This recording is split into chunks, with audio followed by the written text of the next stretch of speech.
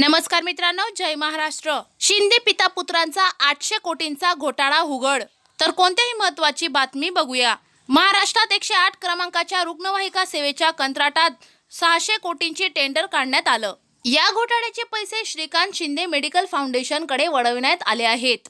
झारखंडमधील दारू घोटाळ्याप्रकरणी सुमित फॅसिलिटी कंपनीचा संचालक अमित साळुंखे याला झारखंडच्या एसीबीने पुण्यातून अटक केली। साळुंखे हा शिंदे गटाचा निकटवर्ती असून श्रीकांत शिंदे मेडिकल फाउंडेशनशी संबंधित असल्याचा खळबळजनक आरोप राऊतांनी केला आहे। या कंत्राटादरम्यानही विरोधकांनी गैरव्यवहाराचे आरोप केले होते। झारखंडमध्ये या कंपनीला मनुष्यबळ पुरवठ्याचं काम मिळालं होतं, जिथे कमी सर्व्हिस चार्जच्या निविदांद्वारे काम मिळवून घोटाळे करण्याची पद्धत असल्याचा दावा आहे। एका पत्रकार परिषदेत संजय राऊत म्हणाले की झारखंडच्या एसीबी पथकाने अमित साळुंखेला पुण्यातून अटक करून झारखंडला नेलं। साळुंखे श्रीकांत शिंदे मेडिकल फाउंडेशनशी संबंधित आहे।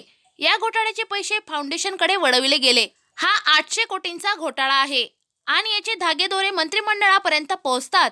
निवडणुकीसाठी किती पैसे मागितले गेले हेही लवकरच समोर येईल।